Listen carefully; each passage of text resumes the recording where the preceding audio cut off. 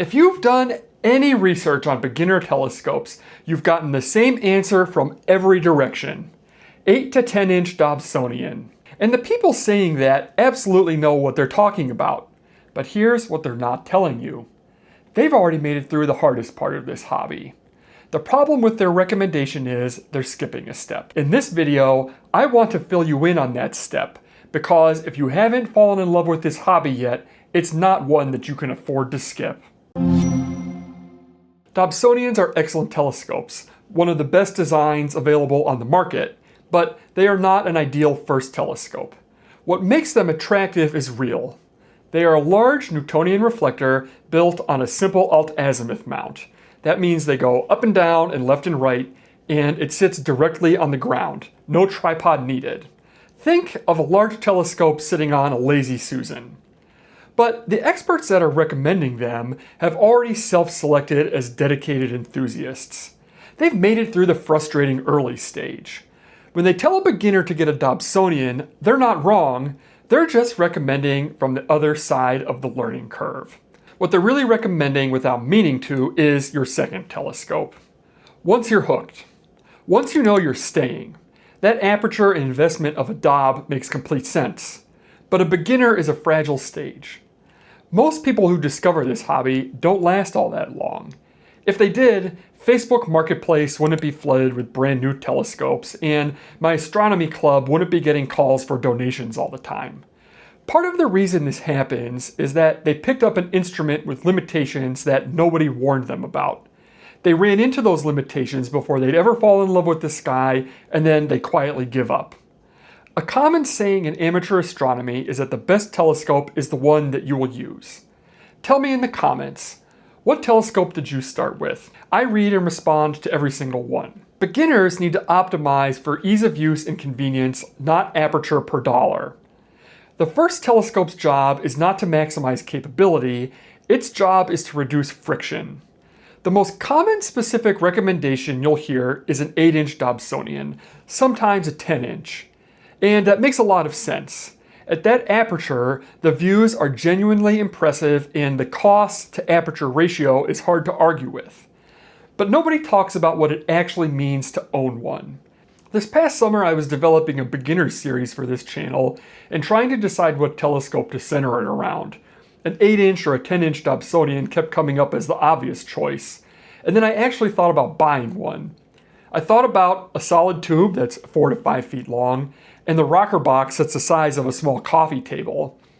I was thinking about how I would fit it into my car, and how my wife Kate would not tolerate another telescope in the corner of our living room. I'm not joking. Here's my recommendation. For a lot of beginners, a 3 to 4 inch achromatic refractor is not just an acceptable first telescope, it may be the better first telescope. If you've got a little more money to burn, I'd go for a 5 or 6 inch Schmidt-Cassegrain. These are small enough to sit in your closet, and you can be out observing in about 30 seconds. Aperture per dollar is the wrong metric for a beginner entirely. The right metric is, will I actually take this outside? A 4-inch refractor that you use twice a week beats a 10-inch Dobsonian you use twice a year. The telescope that lives in the closet because getting it out feels like a project teaches you nothing at all.